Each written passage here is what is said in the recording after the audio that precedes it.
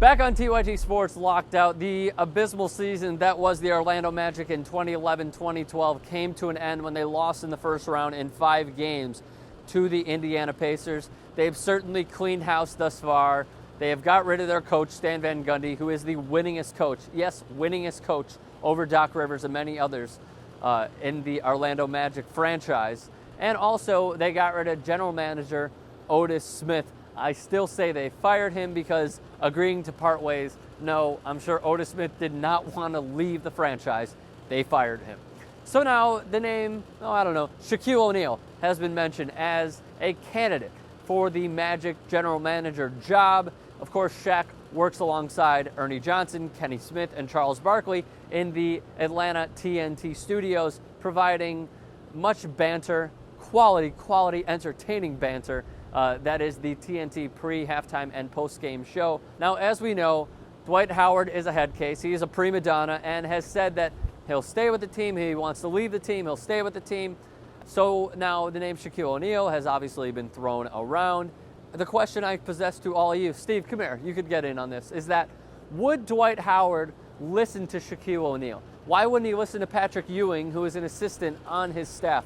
I bring in NBA analyst Steve O. You can find him at Twitter at StephenO88. He actually just walked out of the studio, but is a great mind on the situation of the Orlando Magic and the NBA. So I ask you, although it has come out now that Shaquille O'Neal has turned down the position of GM with the Orlando Magic, do you think that he would have been a good fit? And what are your thoughts on him turning down the position?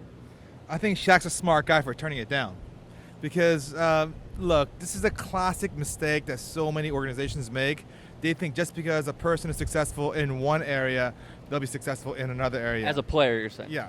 The classic example is, you're too young for this, but back in the 80s or 90s, I think it was, they gave Magic Johnson a talk show called The Magic Hour. And it was horrendous. It was horrendous. Look, the guy is a great ball player. But you're comparing a talk show to being a GM. No, I'm talking about the fact that being a GM is totally different than being a player. Being a being a coach is very different from being a player. Yeah. And the talk show is also very different, and that's the height of absurdity. But the parallels hold. Magic also sucked as a coach.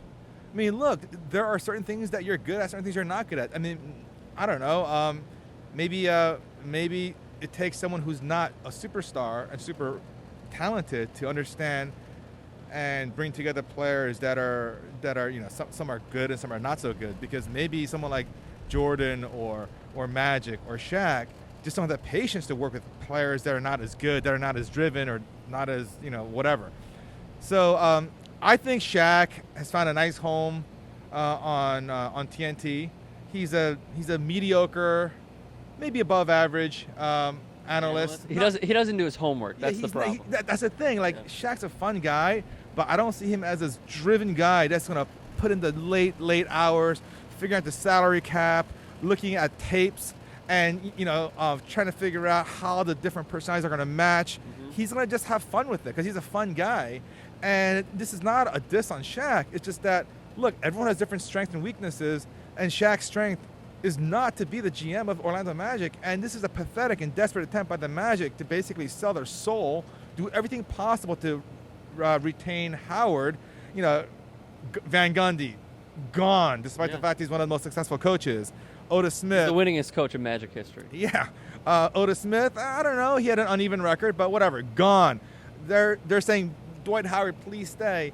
And I think they should get rid of Howard, to be honest. Yeah. I think they should just trade him, get whatever they can. Well, they'll get a first-round pick at least, if not another very good player. Because they're not going to win with just him anyway. Do you think that if they got Shaquille O'Neal as their GM, he could somehow put a hold on Dwight Howard and kind of not necessarily force him to stay, but convince him to stay? No. And this is why Shaq's smart for turning down the job. Because if Shaq can't convince Dwight Howard to stay, instantly he's labeled a failure. Very good point. Right? Yeah. Instantly he's a failure and a loser, and therefore he cannot even retain that job.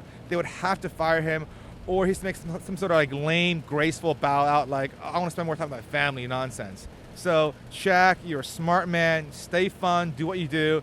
Don't pretend to be something that you're not. Love you for it. Stephen O., thank you so much. Thank you.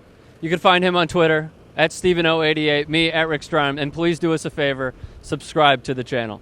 And tweet out this clip to everyone you know. And do everything you can to make it famous. Ricky, you're the man. Up top.